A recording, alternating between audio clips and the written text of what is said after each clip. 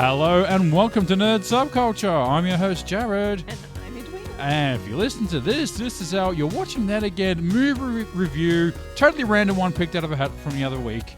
And luckily, we got the 1982's The Dark Crystal, starring Jim Henson, Catherine Mellon, Frank Oz, written by David Odell and Jim Henson, and then directed by Jim Henson and Frank Oz. Over to you, Eddie.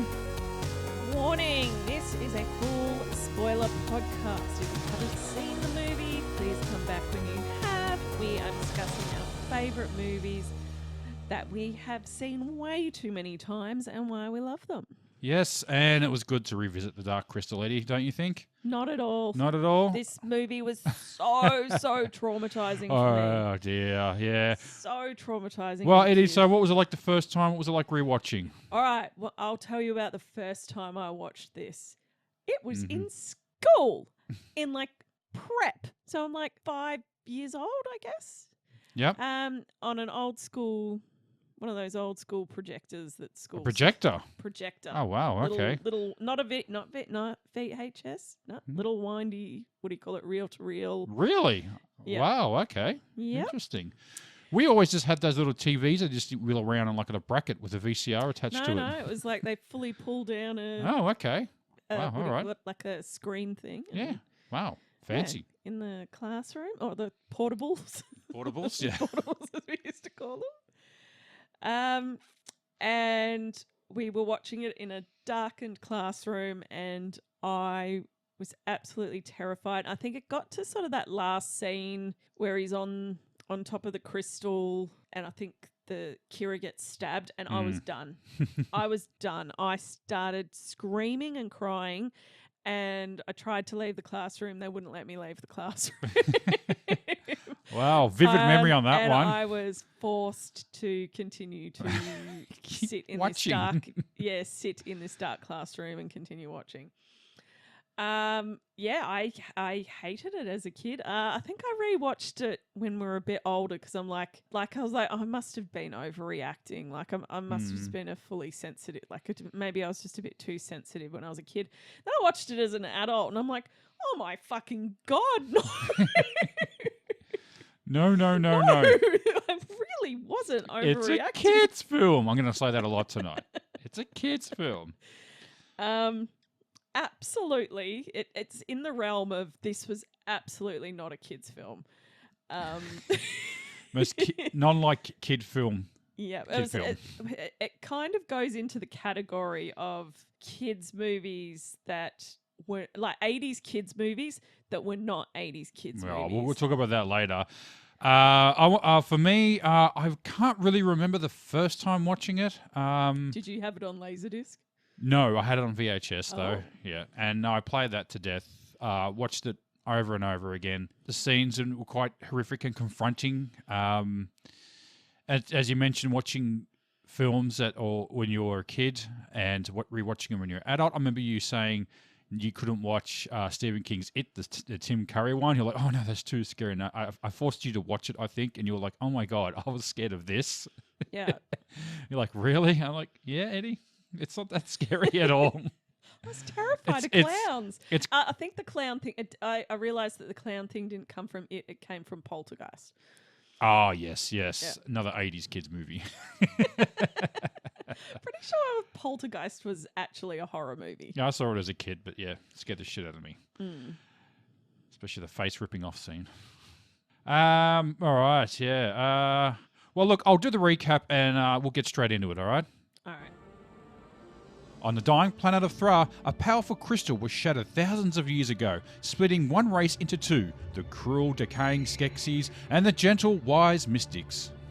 Jen, a young gelfling raised by the Mystics after his people were wiped out, is told by his dying master that he must heal the Dark Crystal by finding a missing shard before the Great Conjunction when the planet's three suns align. If he fails, the Skeksis will rule forever. Jen sets off to find the shard, guided only by prophecy and a sense of duty. He visits the eccentric Augur, keeper of ancient knowledge, and chooses the shard that reacts to his flute. Before he can learn more, the Skeksis' monstrous Grantham raid the Ori and capture Augur. Meanwhile, the Skeksis' emperor dies and the ruthless general wins control in a brutal trial, exiling the manipulative Chamberlain. Once the Skeksis learn of Jen's existence, they send the Gartham out to hunt him. Jen flees into the forest where he meets Kira, another surviving Gelfling. The two share memories through dream fasting and set out to uncover the shared past and the prophecy's meaning. They stay with the podlings who raised Kira, but a Gartham raid forces them to flee again. At a ruined Gelfling city, they find the full prophecy carved in the stone, confirming Jen's mission. The Chamberlain returns, pretending to help, but the Gelflings do not trust him. Friend? Gelfling? Friend? McPeace? Riding on Landstriders, Jen and Kira reach the Skeksis' castle, battling Gartham to save the captured podlings. Kira reveals hidden wings to glide them down into the castle, where the Skeksis scientist is draining the life essence from prisoners to extend the Emperor's life. Jen wounds the Chamberlain with the shard, causing his mystic counterpart to suffer the same injury. The link between the Skeksis and mystics becomes clearer. Jen is buried in a cave-in, and Kira is taken prisoner. With Augra's help, she summons animals to free her and disrupt the crystal lab. Jen recovers and climbs up the shaft to reach her. As the suns begin to align, Jen and Kira reach the castle chamber. In the chaos, Kira is fatally stabbed, but not before she throws the shard to Ken. He plunges it into the crystal at the moment of the conjunction, unleashing a surge of energy. The Gartham dissolve, the podlings are restored, and the mystics arrive to merge with their Skeksis, becoming their original unified forms, the Urskeks. They reveal that it was their arrogance that shattered the crystal and split their race, throwing the world into chaos. In thanks, they revive Kira and ascend, leaving Jen and Kira to begin a new era on a healed Thra. The end. Well, and a great ending on that. All right, Eddie, so where do you want to go first with this? All right, let's just maybe talk about maybe a little bit of history about the movie. We'll start there. Well, there's a lot of history in there. So what? Well, so the movie, you know what? I'm going to talk about the marketing of this movie. Oh, okay. For a little bit. All right, let's start with that then. So this movie was an absolute box office flop. I don't think it actually was. Wasn't it? I thought it was always seen as a bit of a flop. Well, it made money. Of a $15 million budget, it made about $40 million. Okay. So although it's not a huge success, it's definitely not a flop. Yeah, I don't know. Every source I went to said, "Oh, it was a flop." Well, it seems to be the consensus that it did flop, but its box office takings, I think it was one of the top earning films in that year, in 1982, like a top 15 or 16. It's hard to gauge what's successful. Like it didn't lose money. Okay. So, but it made some money. It didn't really have a lot of merchandise, so it didn't make a lot of money through that. I think it later made I believe it made a lot of money through home video. A lot of people bought it, such as I. But yeah, there wasn't a lot of, I guess the merchandise part of it was probably missing from the film. That there wasn't a lot. Yeah, there was a toy line that went along with it. Yeah. I think Jim Henson was a little apprehensive about making toy lines to his creations initially. Well, that brings me back to puppeteering and Jim Henson, because I do feel like this movie probably should not have been marketed as a children's movie.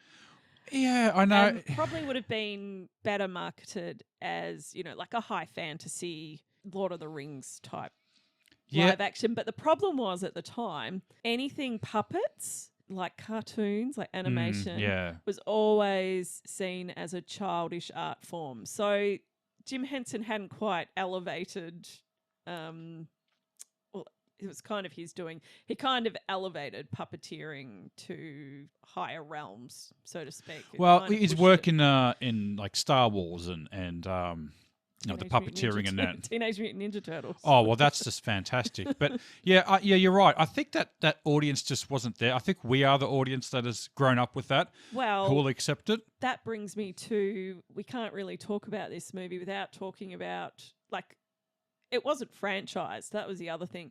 But what we did get in 2019 was a Netflix series. But it ain't, like, when I'm talking about target audiences, that show was not targeted to kids. It was targeted to adults that were kids when the original was made. And maybe if some kids watch it too, that'd be great. But yeah. Because it too was not made for kids, and it has half the cast of Game of Thrones in it. it had a audience it was aiming for. That's Yeah. for sure. But yeah, this movie definitely had a cult following, and it definitely elevated puppeteering. And sort of showed that where you could go creatively with puppets and special effects, I guess, as well. Like for 1982, this movie's special effects were They're all right. Not They're really. all right. The composite shots on these are pretty awful. I mean, that's the thing with the puppeteering, though, is that all your effects are done in camera. And so a few little things are going to be done in post. And they're the shots that, really stick out. There's a scene where they've got that weird bat spy thing that's looking at them. There's a few shots of Aura inside the actual castle and Jen. Like the composites are like really awful and they're kind of sticking out pretty poorly.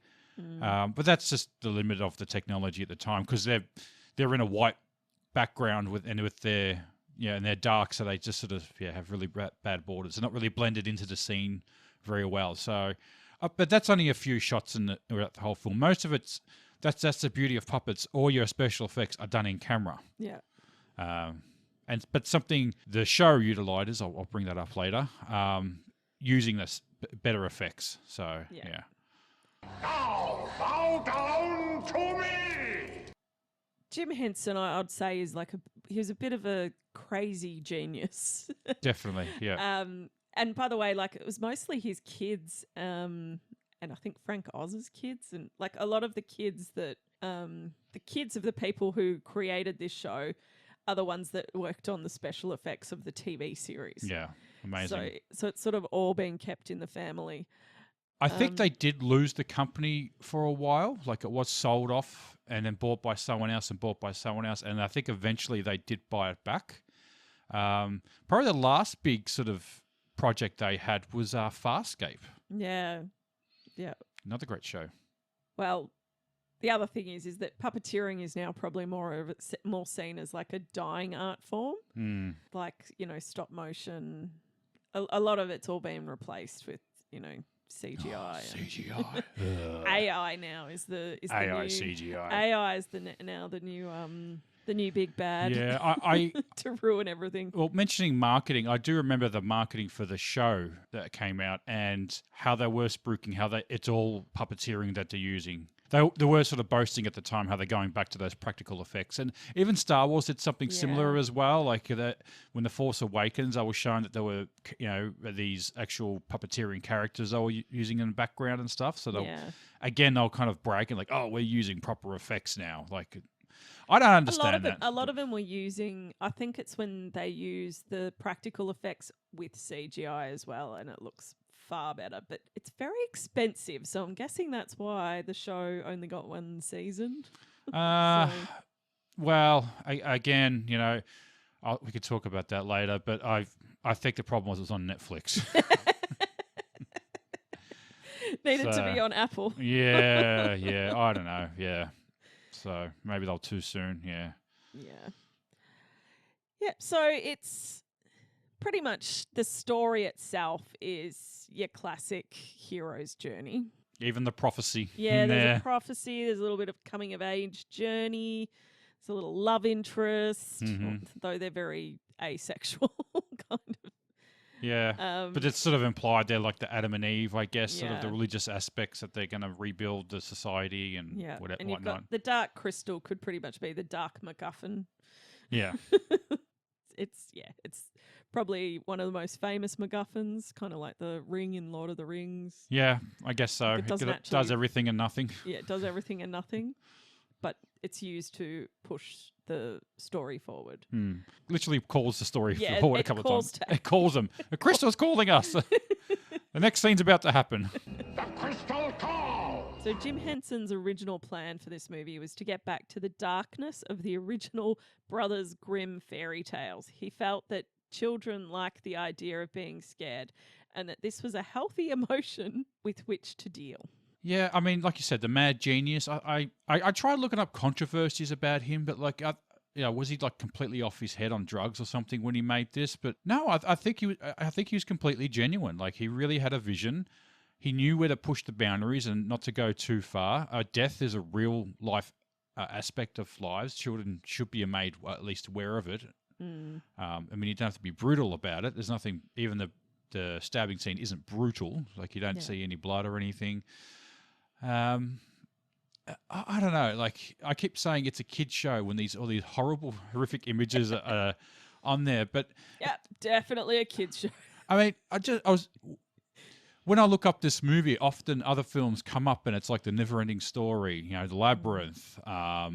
I think this one's way darker than both The Never-Ending Story and Labyrinth. Yeah, well, the main characters in it are quite disturbing, I suppose the word. It's and off-putting and uncomfortable. The Skeksis is the bad guys. They are just the most revolting, we even get like grotesque creatures. We even get like a 2-minute shot of them just eating, and they're just gorging themselves, and they're playing kind of this playful music as they're doing it, sort of this oafish, French horn sort of playing in the background, as they're stuffing their faces. They also kind of look like a bit like vultures. Well, yeah, they've sort of got that reptilian bird, vulture like sort of amalgamation between them. So they're not likable. They're not meant to like the Skeksis. Yeah. And then he's definitely moved away from what he was originally known for, which is his cutesy, fluffy monster puppets. You could kind of tell that he was definitely trying to move puppeteering in a different direction. Yeah. I mean, all these puppets are quite simple. They have eyes and a mouth, and it's either a red mouth or a blue mouth. They're all pretty much just the same. But every Skeksis is like completely detailed differently. Like you can tell them all apart just by looking at them. Like none of them look even remotely similar. Yeah. Even down to one little sort of tidbit I liked is the scientist character, Skeksis. He has a TIE fighter die-cast as an eye, which is interesting because in the TV show, Mark Hamill would voice that character. Oh, really? Which comes full circle almost. Yes, essence of galaxy. And something else I found really interesting was the original releases of this when Jim Henson had finished it. Now, initially he wanted the characters to speak different languages. Well, he actually had recorded it. And they were meant to have subtitles. I mean, Jesus Christ. First you're scaring the shit out of the kids. Now you have to make them read subtitles, Jim Henson. There's no way. Asking a lot of the kids. And I remember struggling with subtitles on Star Wars. Yeah. So, and I think he come to his senses a little bit. I think they did test screenings, and he noticed that the kids kept asking the parents, "What's going on?" And you showed me that scene before, and it's actually more terrifying. Yeah, so there is a scene of the Skeksis speaking in their weird language, and it makes them even scarier. Surprisingly, I don't know how you do it, but hearing them like snarling and gurgling in their own language and hissing and cussing and whatever they're doing, it makes them sound so much more intimidating. It was the scene where the Chamberlain's getting stripped and beaten, which is already a absolutely horrific. Oh my God. It's a horrible, horrific scene. I think that's the scene that always sort of disturbed me as a child, the Chamberlain getting stripped of his clothes. And look, I was kind of young, so I always thought that the Chamberlain was a female because of the way that he spoke. But they do refer to him throughout the film. So, but just found it really disturbing that they would do that to that character, and he's screaming while they're doing it. Like I think it's the screaming part that gets me, not the whimpering. Sorry, he's like this is. But the other thing is, and you can tell the mark that it's left on us in our lives because we do the Skeksis. The Chamberlain whimpering. The Chamberlain, we do that all the time. I hate your whimper. And the friend? Friend? Make peace. Please make peace, friend. And then he's like, friend? Friend? He gets nasty, friend? And that's scary when he starts. First he's like all nice, but then he's like getting frustrated and screaming it. So even like that was kind of like scary, like when he starts screaming. It's those little things that the characters do. Like it's nothing really scary. Like it's not. It kind of makes me wonder why is it scary? Like it's not like anything too confronting, but it's just the way the character's speaking and screeching. Grotesque. It's the grotesqueness. It's the ugliness of it. They're almost skeletal. Like it's. Yeah, I don't know. There's something so unnerving about it. Yeah, they're so terrifying. They are. Yeah, and the Uru. Now they're barely in the film, really. Who are the Uru? The Uru are their counterpart, the other guys, the Mystics. Sorry. Oh, the Mystics. Yeah. So the Mystics, they're barely in the film. I think only one of them really gets dialogue. Yeah. The others don't say anything at all. They're kind of sort of more appealing to look at. Like you can see the contrast between it when you look between the two. Like they're all jagged and crawling and drooling, but they're all sort of calm and peaceful, and their facial structure is more gentle. They've got a round sort of curves on their face, and their hands are sort of nice and firm. Like they look a lot more gentle and humble. Well, we'll get more into that a bit later. Yep. But first we'll talk about the cultural impact of this movie. Right, so cultural impact. Yep. Well, besides from teaching a whole generation to toughen the fuck up, what would you say is the biggest cultural impact of this movie? Well, everyone remembers it. Everyone has their thoughts of like how scary it was. As far as being referenced in that, I mean, it was only just recently Rick and Morty did an episode with the two crows. And remember the crows that they met were very Skeksis sort of looking? Yeah. Yeah, so it's still in the zeitgeist a little bit, and I think it with the show coming out, although I think it's kind of been buried in the void a little bit, the show. I think people have sort of forgotten that a little bit. The movie, it was a huge cultural impact, I'd say. I don't know if there can be anything specific on it. Could you be on that, or what do you think? Well, it's probably the first all puppet movie. Like, there's no human. Well, the first non-human film is what I read. Apart from what is it? No human characters, no green screen, just next level puppetry and practical effect. There is a lot of asterisks to that, because there are a few distant shots where you see Jen, and it is a human in the costume. Yeah. So, but they're not a human character. So, yeah, it could have been, without those shots, it'd be the first film made without a human on screen. Yeah. Okay. Yeah. It's definitely probably one of the first original fantasy movies. So something that hasn't been based on another IP. So it's the fact that everything in Thara was invented. Species, plants, languages, making it one of the first fully original fantasy worlds on film. That's an achievement. You can disagree with these. Well, let us know if you think of something else. It's definitely got that cult classic status. Yeah, absolutely. I think, I called it a flop, but maybe I say it wasn't a massive hit at first, but over time it became beloved by fans who grew up with it and by the creators who were influenced by it. Which gets me to the next point, which is it was a massive creative influence on other filmmakers like Guillermo del Toro, Neil Gaiman. You know, you can sort of see its fingerprints on movies like Pan's Labyrinth, and even video games like The Legend of Zelda. Okay. Another term that I found was called the Skeksis effect. Oh, okay. I like this. Yeah, so the Skeksis are iconic, visually grotesque, politically ruthless, and strangely timeless. They've become a symbol of corrupt power in fantasy storytelling. Its aesthetic legacy. Brian Froud's designs helped define a gritty, naturalistic fantasy look that's still copied in games, films, and books today. Amen to that. Yeah. So, yeah, the cultural impact of this just goes on and on. Like, I know we've spoken of that in other films, and I'm kind of like struggling to think, but this one I'd have no trouble. Like, yeah, it is all there. So successfully financially, well, somewhat, I guess, but successfully in the minds of the viewers, it's up there. You just couldn't make a film like that today, you know. And I know they get said a lot, but it's weird how, I don't know, it's like we've sort of gone more conservative a little with films, being dark and scary. Like, I haven't seen the new Snow White film, and I think a lot of people haven't. That feels like a film that could have gone that way, maybe, to be a little scary. I haven't seen it. I don't know. But just gathering by the trailers, you know, it seemed like it had some sort of scary visual effects. You know, everyone loves shitting on that film, but I haven't seen it. And if maybe the kids like it, I don't know, you know. Yeah, I honestly think it's everyone's a bit over the live action remakes. I think that's also in there too. Yeah, but I think out of all the ones, that one probably deserved it. Yeah, but they probably should have done it about 10 years ago before everyone was absolutely sick of it. Yeah, it's a bit late to the party. Although I do believe it was Walt Disney's like dying wish that they never touch that film ever again. I don't know. Well, a remake's not, nearly 100 years later. It's not the end of the world, is it? Or it came out in the 30s or something. There's been 100. The other thing is Snow White's a tale that's been told 1,000 times. Yeah.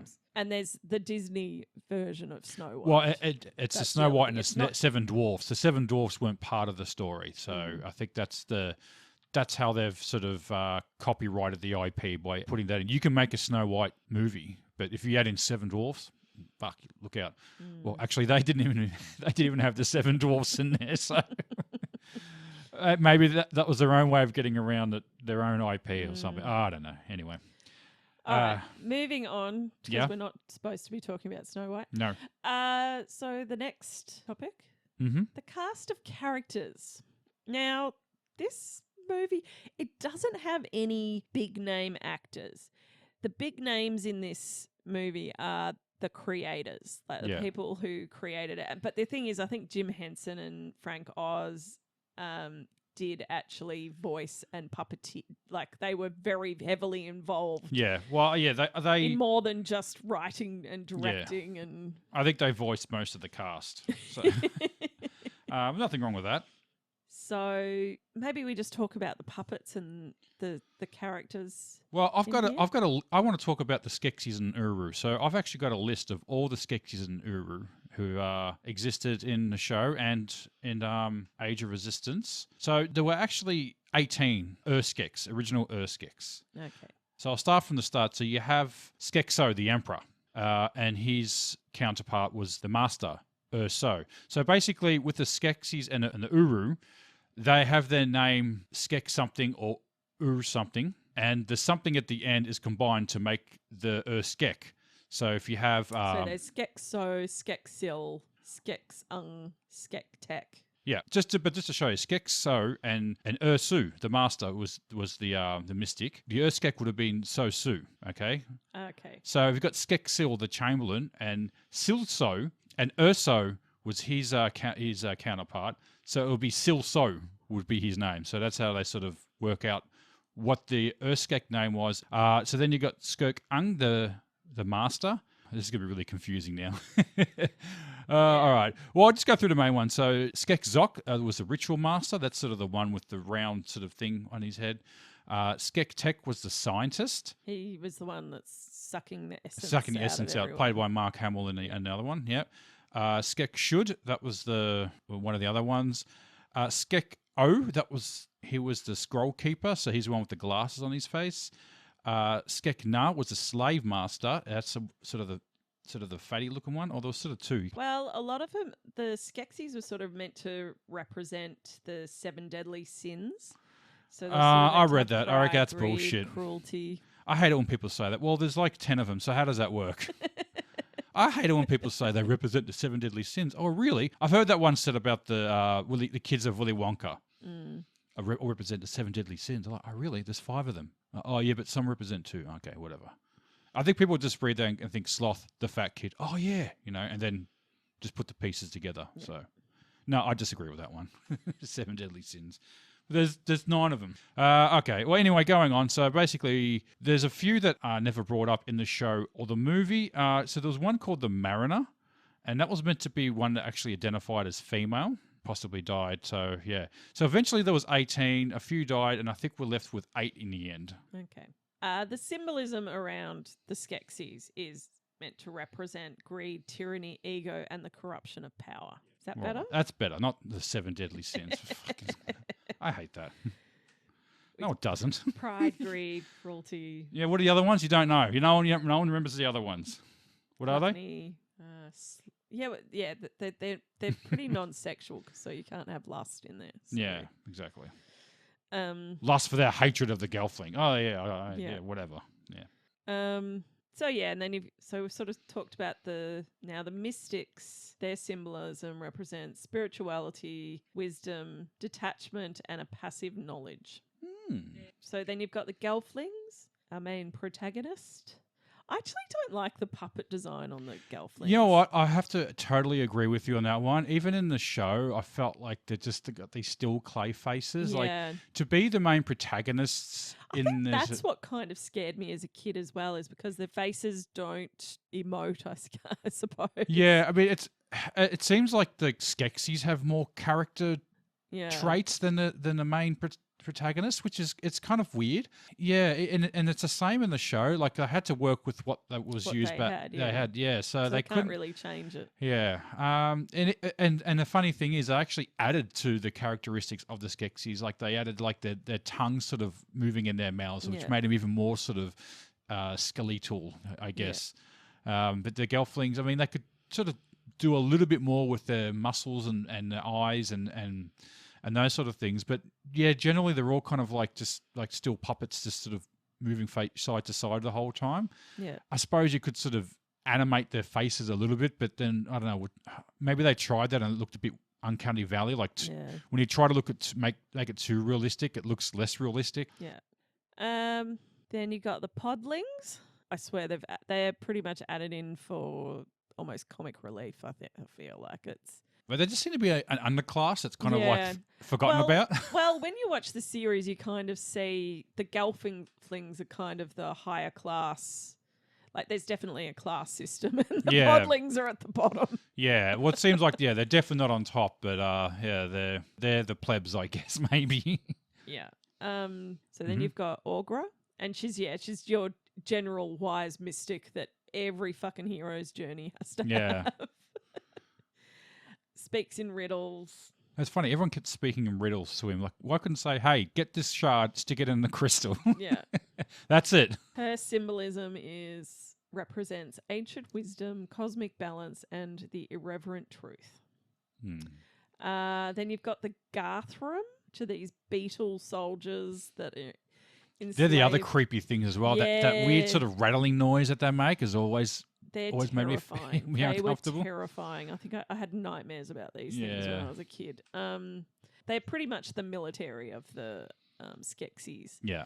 And they go around capturing podlings to drain their essence to keep them young forever. That's all I've got on the characters. And well, I think that was what was interesting about the TV series, is that you got a bit more of a look into the Gelfling culture, because it was a matriarch. Yes, yeah.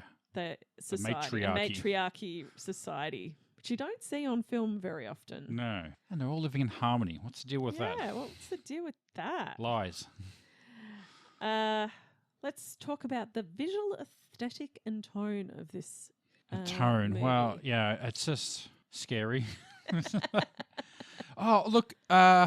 The way the film looks, it's so full of life. Like every time it pans around to like the floor bed of the forest they're walking through, there's always things happening. There's little creatures skittering around doing things. There's trees walking out of water or something, it looked like at one stage. And when Jen's like climbing on the mountain, he disturbs these other creatures that like, it's like those sea creatures that sort of suck into their holes or their shells, like when you go near them, like all this sort of organic, like richly detailed. Yeah, and, like everything's doing something in the background, like everyone. An uncomfortable beauty almost. But this planet is also meant to be dying because of the broken crystal, so everything's kind of in a state of decay, and it's. But the land striders. Now, what do you think of them? Like they look like giant moths. They terrified me. They're kind of cute and frightening at the same time. Cute and frightening. That's what this movie is. It's cute and frightening. I think they capture what the Dark Crystal is, the Land Striders. Like something like that looks really cool. Like when they run, it looks like they're going really fast, or that just looks like they're strapped a dummy to on top. Those scenes where they're running, they're kind of just jittering around up there. But yeah, they really encapsulate what the whole film is like. It's cute and frightening at the same time. Like it's like a rabbit. I think originally they wanted land spiders or something like that, and that would have been a big fucking no. Like these six-legged creatures, but they figured it was too hard with puppeteers having two guys on stilts running around. It's like, no, it's too complicated. Just keep it simple. Yeah, I actually kind of like those though, and I always felt that the scene where they get attacked by the Gartham always sort of scary, because that's sort of making that whimpering noise as it's being attacked as well. I kind of feel like this movie, it does feel slightly timeless. Apart from the composite shots that I said that sort of dated, otherwise it looks... yeah, you could say that came out 10 years ago or 20 years ago. I mean, no one would do a puppet movie like that now. But, yeah, I'd say the things that do date it, I think the narration... is a little weird, and the introspective voice is a little off-putting. That's definitely something you don't see films do a lot these days. Yeah. And there's a lot of it too. Like there's a good couple of minutes at the start with the intro, and Jen has lots of, what do you call it, in a monologue. Sort of going throughout, which I think they did because their mouths were limited on what they can say. So I think initially some of those scenes they didn't have any, and he was just trying to work it out. But I think they added some in just to add clarity of what was going on. Yeah, like when he's trying to pick the crystal, so you see him just sort of staring at it for a while, and I think they figured, we need to add something in there. Yeah, it definitely has a very distinctive style. It's also very textured and gritty, like the detail and stuff that, even like the clothing that the Skeksis are wearing. It's like lavish but kind of rotten as well. It kind of seemed very aristocratic. Yeah. The way that they're dressed. Yeah, but they sort of got themselves dripped in jewels and like they like beautiful things, but they are not beautiful. Yeah, they're trying to make themselves look more grand. And something I remember, and I mentioned this to you, that the original, or when I had on VHS, there was it was like a Celtic style stone patterns that went around the side of the intro. Like I always remember like seeing that, and it added something, but that's not in the versions that we saw, so it's sort of been taken out. It was only in like the VHS versions, and I do remember seeing it on TV as well. But apparently that was changed. I think the ending had it too. Yeah, so the world of Thra is designed to feel ancient, decaying, and natural. There are no clean lines or modern shapes, only moss-covered stone, gnarled trees, and worn textiles. One design I really like, and they did it really, really well on the show and really use it to its potential. There's the actual castle design itself. Like the way that it's designed is very iconic, I think. Yeah. Every time I see it, I'm like, oh, that looks so cool. There's sort of weird spires coming out on the sides of it. And they really got to show it off in the show, so that was great. Yeah.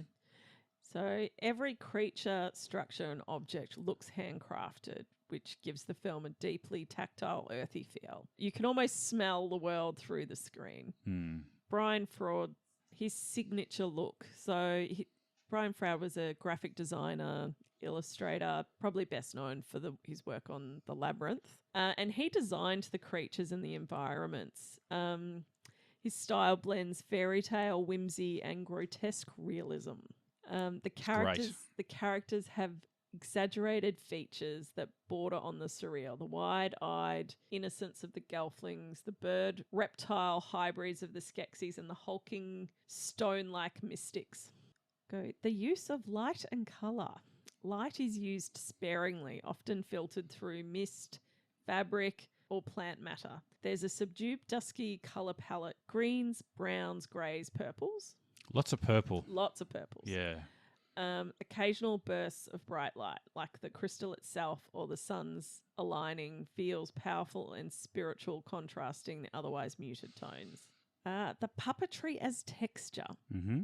The puppets themselves add to the aesthetic. Their visual seams, stiff movements, and intricate costumes make the world feel ancient and tactile rather than sleek or futuristic. Everything looks worn in. Like this world has been dying for centuries, which it has. Yeah, the world building in this is something that really sucked me. And leading on to that, the lore of this franchise, can we call it that? Franchise now? Yeah. Or IP is... Well, it does have a whole heap of... I think it had a whole heap of comic books and things. Yeah, well, I've got a timeline I can give you of like the history of Thra. I'm not going to go through like every single thing. But like starting at the age of innocence, Aughra is born from Thra. The Gelfling teach Aughra to dream fast. Aughra had a son, and then the first great conjunction, and this brings the Urskeks. So that's something I didn't realize, is that the Urskeks are actually aliens. They're not from Thra. So they arrived. They were like called by The crystal. itself. Yeah. At the hour of the great conjunction, the crystal sang out, calling each to each, and the star beings opened a door to the light and stepped across the cold void of space. Then came the age of harmony. Aughra is blinded by the light of the Urskex. The Urskex healer. The Urskex create the castle of the crystal. The Urskex bring knowledge to the Gelfling, and the Gelfling populate Thra. The Urskex build Aughra the Great Observatory. And then the Urskex prepare for the second Great Conjunction. And when that happens, the division happens. In the wake of the Great Light, where once floated the Urskek, now 2 new species crawled and staggered, 18 of each, freshly born, full of youth, and seemingly without memory. So they're not aware that they used to be one being. So apart from the show, and I'll talk about that in a moment, they are not aware that they actually used to be one being at one stage. Yeah. And that brought about the age of the division. Then the crystal was cracked by the Skeksis. And then they start experimenting with it. The creatures of Thra begin to darken, and this sort of leads into the TV show. The third great conjunction happens, and then the Skeksis and the Uru combine and ascend onto the Great Plain. Mm. That was something I never knew. Now, actually, before I talk about the show, I just want to mention sequels. So sequels were... It's hard to tell. Frank Oz has dismissed that there were any plans for sequels for this. I think one of the producers disagreed and said that Jim Henson was shopping for years for some sort of sequel. I'm completely against any sort of IP that involves the Dark Crystal and doesn't have the Skeksis in it. Yeah. I don't see how that could work. And if they'd come back, then that just undoes everything that they've done. So I would absolutely not want to see a sequel. A prequel was such a good idea. Yeah. You could definitely do that, but not having the Skeksis in there, then I don't know what show I'm watching, because they are the show. Yeah. The Gelfling are kind of second note to the Skeksis. They're kind of boring, to be perfectly honest, especially in the movie. Like they're a lot better in the show, but in the movie, I just feel like all the best scenes basically involve the Skeksis. How disgusting and horrid, and them squabbling and everything. That's the entertainment. Dead yet. Yeah, they're all the best scenes. The Gelfling scenes are kind of meh. Yeah, that's my opinion on that. I mean, you could disagree with me on that one, but I feel like, you can't have the Dark Crystal without the Skeksis, full stop. Well, I was going to talk about the tone of the movie, because unlike most 1980s fantasy films aimed at kids, the Dark Crystal has a serious and somber tone. Death, genocide, prophecy, and moral balance are central themes. There is no comic relief, no slapstick. No, yeah. No sidekicks, no irony. The film treats its world and its stakes with reverence, which makes it stand out. It's funny, like even when I was doing the questions and we got the LOL moment, and there really isn't an LOL moment. Like this, with Muppets in it, you think there'd be some sort of laughing and singing. Nope. No annoying character with catchphrases. No. Everything is played pretty straight, pretty serious. Oh, yeah, and genocide's in it too. So that's... Yeah. It mentions that, they tried to eradicate a whole species, Oh, geez, that's not great. That's a way of, like, a really clever way of putting those sort of themes into a movie or any sort of, or a show without hitting your head over it with using something from our world. Yeah. And I think a show like Doctor Who could really benefit from that. You want to put those sort of themes that are sort of happening within our existence, but I find like that show is always just so heavy-handed with everything, and that it just always on the nose and just bonks you on the head with their messages, and I just feel like it just misses the whole point. See, the fact that you can have genocide as a subject in a kid's show, but don't be so heavy-handed with it. You could say it's. I mean, not that you can't be, but it's if you don't handle it properly, I think you miss the whole point. Is sort of what I'm trying to say. Yeah, unsettling and eerie, I'd call the tone of this. Yeah. The film is often quiet with long stretches of sound design instead of dialogue. This creates a meditative and sometimes creepy atmosphere. I also find the music is very forgettable. Doesn't really stand out. I think the main theme's not too bad. I kind of like that. Like when I hear that, I know it's Dark Crystal. Other than that, I'd say the rest of it's pretty forgettable. Against, like, if you think of other more famous scores like Star Wars. Well, it's not very bombastic. It's a bit more melodic in that way, I think. Even like the opening scene of this film, where you have just a Skeksis staring into the crystal. Even that's like quite sort of unsettling in that way. And also just on that scene, they use that laser beam effect that I've heard like in so many different TV shows and cartoons being overused again and again. Yeah. Well, the other thing is that this movie has, I think, is this the first sky beam?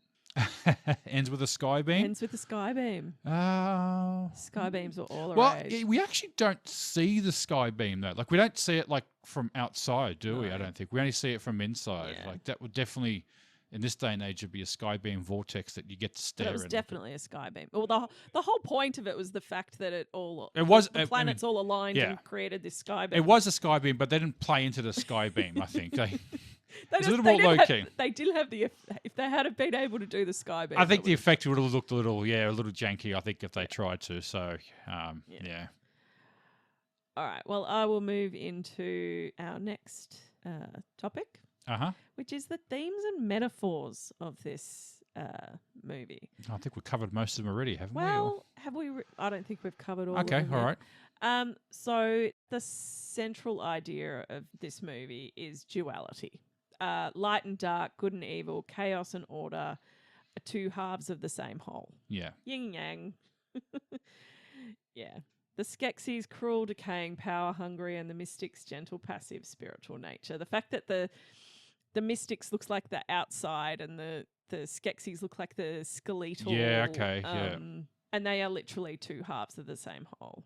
And one thing I could have sworn, like from the original viewing, like the old VHS version, I'm not too sure, but I can remember like barely being able to see the Urskeks from all the bright light, being low res and all that. It was just all like I could just only see like a shadow of a figure. I know with the remastered version that we watched, there are a lot more clarity on the Urskeks, but I could just remember like just these being bright beams of white light and not even really having a. Well, they're more of a shadow of white light. Like you couldn't see the features of the face, and which they kind of do look a little boring anyway. Maybe that was better the other way. They were just sort of more mystical. So it has echoes of Eastern philosophy, especially Taoism. There can be no light without shadow, no harmony without tension. And also has Jugan psychology, particularly the concept of the shadow self, that to be whole, one must accept and integrate the dark aspects of themselves. Well, I think that's what happened to the Urskeks. They were trying to purge their evil traits. Okay. And it didn't work, and it just split them in half. So I think that's, as you're saying, the duality of like you, even like thinking of Rick and Morty of the. Yes. Of yes, the what episode was that? Their bad selves. They try to extract that. Yeah. I don't know whether that's maybe a slight inspiration from this. Maybe that they try to purge even their. Buffy did this as well. There's the episode The Replacement. Okay. And you've got when you had the two Xanders. Yeah. They were trying to do was split the Slayer, into pure Slayer and her human self, because they can't survive without the other half. Yeah. It wasn't one time. It was lots of times and lots of different ways. I could make sketches. Where was that to? Okay. Corruption and the power of greed. The Skeksis represent unchecked greed and authoritarian control. They feed off the life essence of others to prolong their decaying existence. The crystal itself becomes a metaphor for power, and the way that it's used determines whether it heals or corrupts. And they used it for bad. Yeah. The Skeksis' exploitation of others reflects real-world colonialism, corporate exploitation, or environmental destruction. They literally drain they suck the life out of it. They literally drain the Gelflings as a resource, and to the point of there's two left. Like they do full genocide on the Gelflings. Draining themselves of a resource. Like they haven't decided to be able to renew that resource. They've just drained it until there's none left. Until there's none left. Which, go back to ecological decline and restoration. Yes, essence of calcium. The world of Thra is dying, poisoned by the cracked crystal and the dominance of the Skeksis.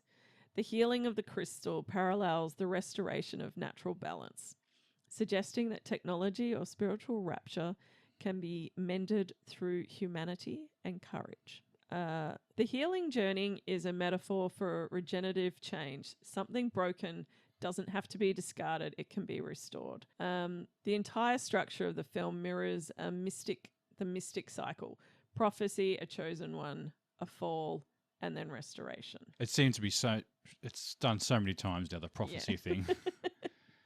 He's basically space Jesus. It's sort of got that deeper spiritual idea that rebirth through unity, and the idea that endings are necessary for transformation. The merging of the Skeksis and the mystics back to the Ursex represents atonement and transcendence. There was a lot there for a fucking kids movie. I know, yeah. Like, it's definitely did not talk down to the audience. Yeah, that and you're absolutely right. That is one thing I do like with the Jim Henson sort of movies that he made, that he doesn't talk down to them, and he like speaks eye to eye with them. And I think that's what really resonates with these films, and why we can come back to them even as adults, like because it's not talking down, and it's not really sort of speaking up to us as children as well. It's taking the context very seriously. It's not dumbing it down, and it all sort of comes together, and it works really well. Kids' films these days, I hate saying that phrase, but I think shy away from that, and are maybe too scared to push the envelope with children in those sort of themes. As I said before, and I'll say again, they won't make this film now. And the films that came out then seem to be all striving to do that. Like numerous ones, like I mentioned, a Never-Ending Story, even Return to Oz. Yeah. They. Oh God, yeah. The Wheelers. Having these frightening characters in there. It's not a bad thing. Kids can be scared. They can handle it. I remember we knew someone who wouldn't let their children watch the news. They were younger. I'm like, oh, really? It's your choice how you raise your children, but and sometimes it mightn't be the worst thing in the world, but sheltering them from these things maybe isn't helpful, that they don't experience or know how to interact with these sort of situations. I guess there's my parenting advice if you want to take that. I don't know. I remember watching Tiananmen Square happen on television, and that was kind of terrifying. I remember the Berlin Wall falling down, but I had no idea what that meant. Yeah. Everyone seemed happy, but not understanding the frightening history behind it and why it was there, and what people suffered because of it. That I didn't understand. So that took a long time to work my head around. Yeah. I understand. Let's get on with it. Okay, all right, so finally, we're going to move this on a bit. Let's talk about the show. So I don't want to spend too much time on it, but I actually did a whole rewatch on the show, and I'm not going to do an episode-by-episode guide on anything like that. It was good to watch. As we said before, it was on Netflix. It came out in 2019, so 6 years ago. I kind of feel like it's been pretty much forgotten. The actual show itself, like, it's made so well. The cinematography in it is great. The way they show the castle, like the panning around it, like they really bring life to it.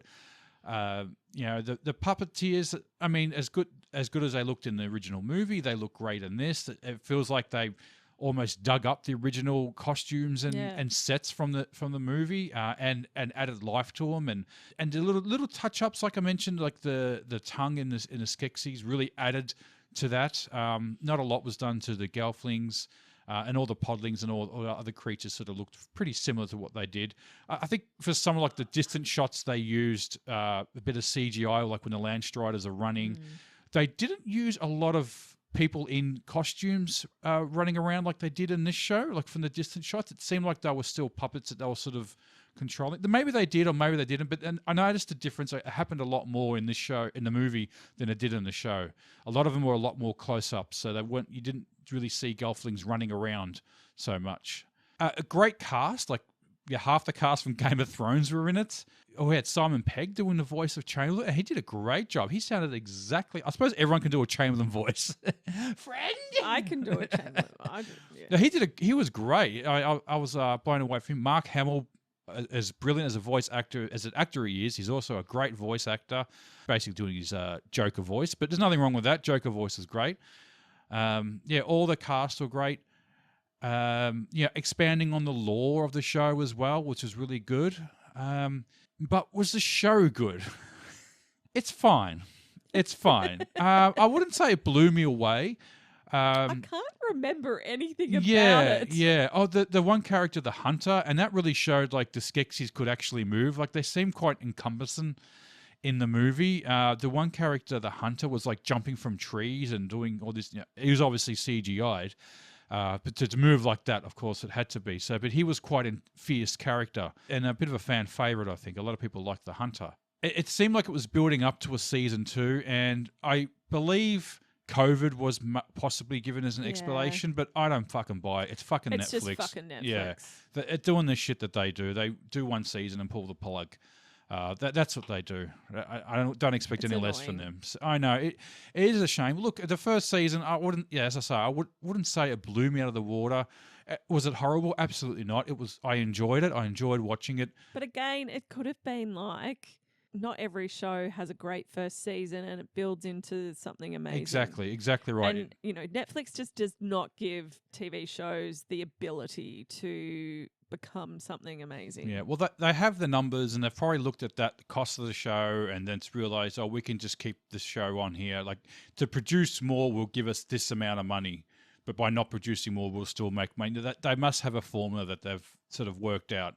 And so cancelling a show is just, they'll make more money in the long run than continuing it on. So, yeah, it is such a shame, really. I would like to have seen a season 2. Definitely would have liked to see a season 2. Yeah. But I think that's probably all we're probably going to ever get as far as a live action on Dark Crystal. Don't make a sequel. I don't want. As I said, there is no Skeksis without it. And if they return, then you just undone everything. It just seems pointless. That'll seem like a money grab. But look, I recommend it. Definitely recommend it. If you love the movie, watch the show. Give it a rewatch too. It's been 6 years since it came out, so it's probably worth a rewatch. So, Yeah. All right, you want to get into question time? Question time. I think so.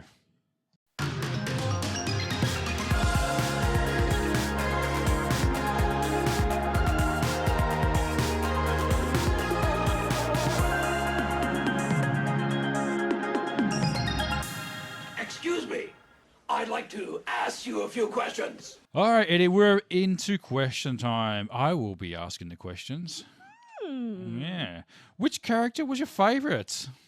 I wonder who my favourite character. Oh, got to be the Chamberlain. The Chamberlain, He's- love the Chamberlain. It's just funny when he probably when he walks into the room of the dying emperor, and someone just looks at him and just says, "He's not dead yet."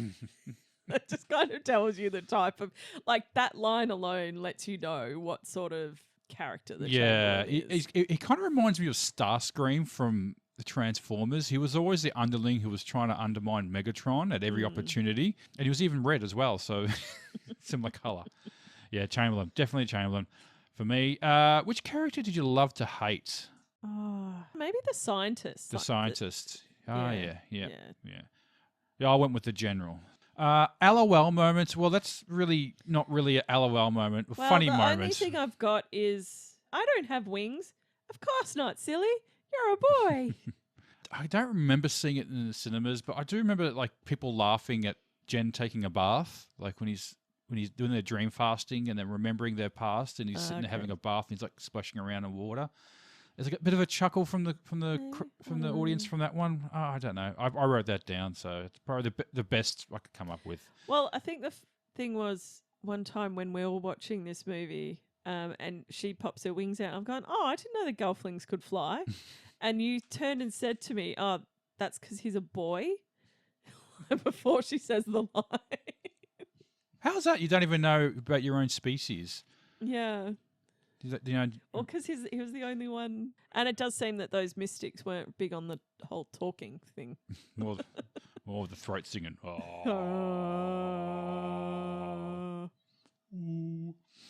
right. Most iconic or favourite scene? Most iconic. Is it probably Jen sitting on top of the crystal? Like when he catches the crystal. Yeah, that's what I wrote down. Yeah, I think that's got to be iconic. Yeah. But then, or could it be the trial by Stone as well? I think when they clash the swords together was kind of a scene they'd always show on previews and stuff. Yeah, but also probably what's the most memorable scene? Yeah. Would be when they strip and beat the Chamberlain. Yeah. It's such a brutal Yeah. Such a brutal scene. That's your pick? Well, I don't know. It's sort of out of those three, I Yeah. couldn't really decide which Yeah, was the it's- most iconic. I went with the Jen putting the crystal in, so I made my choice in that one. But all three can go. I think if we both pick that as the first option, then that's Yep. probably the most iconic. Okay, scene. yeah, all right. All right, next question, Eddie. Most iconic or favourite quotes? Wonder what that could be. Let's go for peace. Make peace. Friend. Friend. Go. Sorry, me and go. Jarrod, we say it's just that it's one of our stupid little couple things that we do. Please. Peace. Yeah, we use that probably way too Often. Yeah. Way too often for adults. Yeah. All right. Next question, Eddie. Who gets the wooden spoon? Well, this one was a really That's hard question. because I kind of want to give it to the fucking Mystics because they seemed a bit like too like that. It's that far like because they're far extremes of each other. it kind of seemed like they're meant to be wise, but I kind of felt like they were dumb. I didn't feel like they were wise. I felt like they were too passive. Yeah. So you have like this, like a race that's super passive, and then you've got super aggressive, power hungry. Yeah, like they're both. I think this was in that episode of Rick and Morty as well. Is that without each other, both sides are bad. Yeah. I just wrote the Skeksis in the end, but I wasn't really. Yeah. I went those greedy, scheming Skeksis. But then when we started talking about the Mystics, I was kind of like, well, the Mystics could have, I don't know, done something. Like they just let the Gelflings pretty much got nearly completely. They got a full genocide on them. Yeah, and the Gelflings weren't even aware of the Mystics as well. Like in the TV show, they weren't aware of their existence. So they'd been in sort of hiding. It seemed. Waiting for the Great Conjunction, I guess. So just sitting around waiting and doing nothing. So maybe the Uru should get it. Skeksis are great, though. That's the thing. I love the Skeksis. Yeah. Yeah, Uru get it. I'm changing it. All right, Eddie. Now, next question. Who gets the Oscar? Only one person who get the Oscar. Jim Henson? Jim Henson. Yeah. That's what. Yeah. I had Jim Henson and Frank Oz. And Frank Oz. Oh, look, yeah, Frank Oz shouldn't be taken. It should be a joint venture on that one. Because Frank Oz actually, he has a pretty, interesting film career. I did a lot of sort of comedies in the 90s and stuff with his directorial sort of films. But he'll just always be Yoda. Yeah. He's still he's still voicing Yoda. Like, he's in his 80s. Yeah. And he's still doing it. So, never give him up. So, but also the late Jim Henson died at 54, by the way. So, do you remember the day he died? Not really. Yeah, I remember when he died. Yeah, I remember. I knew who he was, and he was like the creator of all Muppets and Sesame Street and all that. So I was quite sad about that. The one thing that I think he did do, like I think he definitely brought his kids into he had his kids working in the workshops and. Yeah, I mean the kids. The thing is, the kids. One of them made that film a few years ago with Jenna McCarthy. What was that movie with the R-rated Muppets movie that they made? Yeah, with the snorting sugar and stuff like that. Yeah, I can't remember what it was called, but it was something they were happy murders, happy time murders. Happy time murders. That's it. Yeah, to make an adult version of the Muppets, it's like we need to do that, but it didn't work apparently. What was it? Meet the Feebles? That was the the Kiwi one. The Kiwi one. one. God. Do you remember that? Yeah, I remember that. Yeah, Meet the Feebles. Who would have thought that guy would go on to direct one of the greatest films? The greatest trilogies one of Peter Jackson's early films, yeah. Had old Radis in it. There's a rat called Radis. All right, Eddie. Final question. What do you rate this movie out of 10 using something from the movie? 7 out of 10 panpipes. There's a lot of panpiping in this. Yeah, there is. Yeah. Like it opens with him after the narration. It's all fucking just gin panpipe. Naked panpiping. Yeah. I gave it 9 out of 10 crystals of truth. Crystals of truth. Come on, what else are you going to give it? Great. Crystal shards. Crystal shards, yeah. All right, Eddie. Well, I think we've finally made it to the end. Anything else you wanted to sneak in there? I think we've exhausted everything. Great film, The Dark Crystal. Recommend it to anyone if you haven't seen it. I'm not sure why you listen to this if you haven't seen it to this point. Yeah, we've just completely ruined spoiled everything. 'Cause, And if you plot twist. Plot twist. Plot twist, they're the same beings. Yes. If you haven't seen the show, give that a go as well. We definitely recommend that. So, but I think we'll just wrap this up now, Eddie. Well, I hope you enjoyed our episode of The Dark Crystal tonight. It was a good rewatch. I loved watching that film again, so brought me back. Member berries. The member berries, definitely got some member berries tonight. My name is Jarrod, and that's Eddie over there, and she's got something very special to say. All right, you can find us on TikTok, Instagram, YouTube, and Threads. Just search Nerd Subculture Podcast.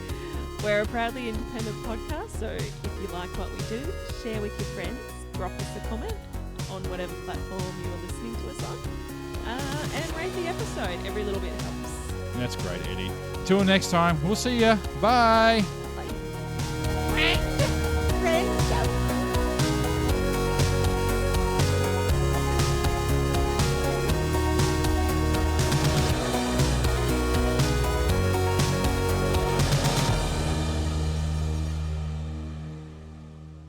I hate your whimper.